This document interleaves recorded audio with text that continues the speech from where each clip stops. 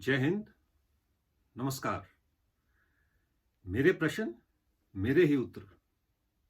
My questions, my answers.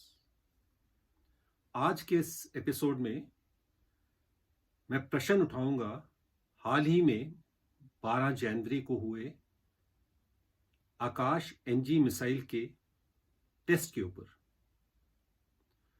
चलो होते हैं शुरू। मेरा पहला प्रश्न ये है कि ये आकाश एनजी मिसाइल और आकाश 1S मिसाइल, इनमें फर्क क्या है?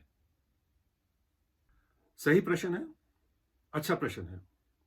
आकाश 1S मिसाइल में डीआरडीओ ने क्या करा, जो पुरानी आकाश मिसाइल थी उसमें ट्रैक वाया मिसाइल सीकर था। ट्रैक वाया मिसाइल सीकर में कंबाइन करते हैं सेमी एक्टिव रडार होमिंग और कमांड गाइडेंस से। तो पुरानी मिसाइल के ट्रैक वाया मिसाइल का सीकर निकाल के डीआरडीओ ने एक एक्टिव सीकर लगा दिया। अब उसको समझने के लिए क्यों लगाया, उससे क्या फायदा होता है, मैं आपको कोशिश करता हूं, शायद कर पाऊं। ये जो आकाश मिसाइल है, इसकी खासियत पहले समझने की कोशिश करते हैं। ये इसमें जो सस्टेनर है, मिसाइल जब छोड़ी जाती है तो बूस्टर उसको एक्सेलरेट करता है, फिर उसके बाद सस्टेनर उसको आगे लेके जाता है और स्पीड बढ़ाता है। तो जो सस्टेनर आकाश मिसाइल, ओरिजिनल आकाश मिसाइल में था, वो रैमजेट सस्टेनर था, और वही सस्टेनर आकाश 1S में भी है। पर फर्क ये है कि जो उसका सीकर था, अब जो ट्रैक वाइल मिसाइल सीकर है, वो उसकी खासियत ये है कि वो जैम प्रूफ है। एनिमी उसको जैम नहीं कर पाता, क्योंकि जो कमांड जो नीचे से ग्राउंड रेडार होता है, उसकी रिफ्लेक्शंस मिसाइल को आती हैं, और मिसाइल फिर वो डेटा, रिफ्लेक्टेड डेटा ट्रांसमिट करता है ग्राउंड कमांड को, और ग्राउंड कमांड उसको इंटरप्रेट करके मिसाइल को डायरेक्शन देती है कि कैसे किस डायरेक्शन में फ्लाई करना, और वो डायरेक्शंस इनक्रिप्टेड कमांड गाइडेंस के थ्रू जाता है। तो ये जो स्कीम है, ये जैमिंग, ऑलमोस्ट जैम प्रूफ है। ये जैम नहीं कर पाते, क्योंकि जो कमांड गाइडेंस है वो इनक्रिप्टेड होती है, और अगर आप वैसे ही रेडार वेव से भर दें आसमान को, तो उससे कुछ उसको फर्क नहीं पड़ेगा। तो द डिसएडवांटेज इज कि when the target is receding away from you. फर्ज करो टारगेट, जब आपने मिसाइल छोड़ा 15 किलोमीटर पर था, और मिसाइल जैसे पास आ रहा है टारगेट के, वो टारगेट 25-26 किलोमीटर दूर चला गया है। उस डिस्टेंस पर जो ग्राउंड रेडार की जो रिजॉल्विंग कैपेबिलिटी है टारगेट की एक्यूरेट पोजीशन डिटरमिन करने में, वो कम हो जाती है। तो उस टाइम अगर मिसाइल में एक्टिव सीकर हो, तो एक्टिव वो मिसाइल का रेडार ऑन हो जाता है, फिर मिसाइल खुद ही अपने टारगेट को चेस करती है और डिस्ट्रॉय करती है। तो ये थोड़ी कमजोरी है जो ट्रैक वाया मिसाइल सीकर में। वो कमजोरी रिमूव करी डीआरडीओ ने आकाश 1S में एक एक्टिव सीकर लगा के। तो एक्टिव सीकर लगाने से मिसाइल की लॉन्ग रेंज पर किल प्रोबेबिलिटी बढ़ गई है। ये क्या सही होगा? मिसाइल की लॉन्ग रेंज पर किल प्रोबेबिलिटी बढ़ गई है। एक और मैं बात करना चाहूँगा कि जो ये रैमजेट सस्टेनर है, इसका एक ये एडवांटेज होता है कि मिसाइल की जो मनूवरिंग कैपेबिलिटी है, वो थ्रू आउट फ्लाइट कम नहीं होती। फर्ज करो ऑर्डिनरी मिसाइल, जैसे पुरानी मिसाइल्स सरफेस टू एयर होती थी, उसमें एक बूस्टर कम सस्टेनर हुआ करता था। वही मिसाइल को शुरू से एंड तक हाई स्पीड तक एक्सेलरेट कर देता था, फिर बर्न आउट हो जाता था। उसके बाद मिसाइल में मोमेंटम होता है, मिसाइल काफी आगे तक जा सकती है, पर लॉन्ग रेंज पर मिसाइल मनूवर नहीं कर सकती। रैमजेट सस्टेनर के कारण इंजन चलता रहता है, उसकी फ्यूल कंजम्पशन कम है और इंजन फुल ब्लास्ट पे चल रहा है, तो एंड गेम तक मिसाइल बड़ा अच्छा मनूवर कर सकती है। ये आकाश मिसाइल की एक खासियत है। तो आकाश 1S में वो मनूवरेबिलिटी रिटेन करी है, plus long range accuracy increase हो गई है। सो ये आकाश 1S can handle receding targets, it can also handle maneuvering targets better. अच्छा, अब बताइए फिर आकाश एनजी और आकाश 1S में क्या फर्क है? जहां तक मेरी समझ है, आकाश एनजी एयरफोर्स की रिक्वायरमेंट मीट करने के लिए बनाई गई थी। एयरफोर्स की रिक्वायरमेंट थी कि we should be able to intercept highly manoeuvring target. तो हाईली मनूवरिंग टारगेट जहाज हो सकता है, मिसाइल हो सकती है, गाइडेड बॉम्ब भी हो सकता है। जो टिपिकली क्या है, जो प्रिसिशन गाइडेड म्यूनिशन होती हैं, वो कई बारी एयरफील्ड को स्ट्राइक करने से पहले या अपने टारगेट को स्ट्राइक करने से पहले मनूवर करती हैं। तो वो वैसे वेपन्स को भी शूट डाउन करने की कैपेबिलिटी एयरफोर्स को चाहिए थी। डीआरडीओ ने जब ये रिक्वायरमेंट मीट करनी चाहिए, तो उनको रियलाइज हुआ कि ये रैमजेट सस्टेनर से नहीं होगा, क्योंकि रैमजेट का जो पावर आउटपुट है वो कंटिन्यूस तो है, पर इतना हाई इंपल्स नहीं है।